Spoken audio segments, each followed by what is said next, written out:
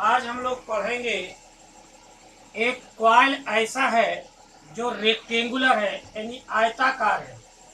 उसमें विद्युत धारा बह रही है और उसको मैग्नेटिक फील्ड में रख दिया गया है।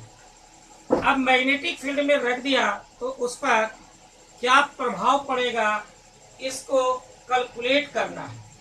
तो देखिए यहाँ एक रेक्टेंगुलर कॉइल ए सी बी ई प्लेस कर दिया गया है एक समरूप मैग्नेटिक फील्ड में, एक समान मैग्नेटिक फील्ड में वेक्टर बी में।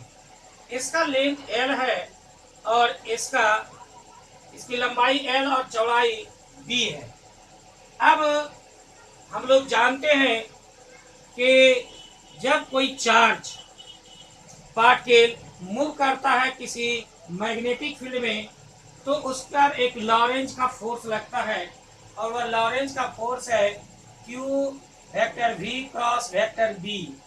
इसको हम लोग लिख सकते हैं V B sine theta N cap, और V है वेलोसिटी, वेग है, तो वेग बराबर हो गया length by time B sine theta N cap. इस T को इसके नीचे कर दिए हैं तो इधर बच गया L B sine theta N cap. Q by T यानी चार्ज बटे समय को कैरेट कहते हैं। अब ये हो गया I L B sine theta N cap. L और बी का वेक्टर का क्रॉस प्रोडक्ट इसको लिख सकते हैं, सदिश गुणनफल लिख सकते हैं आई, यानी एफ इज इक्वल टू हो गया I L vector L cross vector B. अब इस पर भी वही फोर्स लग रहा है, इस पर भी वही फोर्स लगेगा, लेकिन डायरेक्शन इसका अपोजिट होगा। F1 is equal to I vector L cross vector B. उसी तरह से इसका दिशा होगा ए बी के लंबवत और F2 का दिशा होगा सी डी के लंबवत। ये दोनों एक दूसरे के विपरीत है। तो जब एक दूसरे के विपरीत और बराबर फोर्स लगता है तो एक टॉर्क पैदा होता है और कुंडली में घुमाव होना शुरू होता है। इसको कहते हैं टॉर्क। तो tau is equal to F into D N. यह लंबिक दूरी होता है, यह लंबिक दूरी है। इसी का एक पार्ट काटकर यहाँ हम बनाए हैं।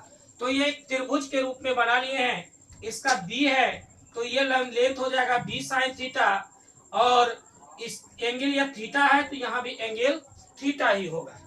तो यहाँ हो गया, इसको तोड़ कर लिखे एल बी साइन 90 डिग्री और डी एन को लिखे बी साइन थीटा। यहाँ 90 डिग्री इसलिए है कि 90 डिग्री पर एक दूसरे के है, क्योंकि यह लंबिक दिशा में है। अब यहाँ पर साइन 90 डिग्री इक्वल टू 1 हो गया, और एल और यहाँ बी है तो एल इंटू बी, और ये कैपिटल बी है, साइन थीटा है। एल गुना बी को हम लोग एरिया कहते हैं, लेंथ इंटू ब्रेथ, लंबाई गुना चौड़ाई, एरिया हो गया, यह कॉइल का एरिया हो गया। तो tau equal to I A B sine theta. यह केवल एक फेरा के लिए है, लेकिन अगर एन फेरा हो तो इसको एन से गुना कर देंगे और यही टोटल टॉर्क हुआ।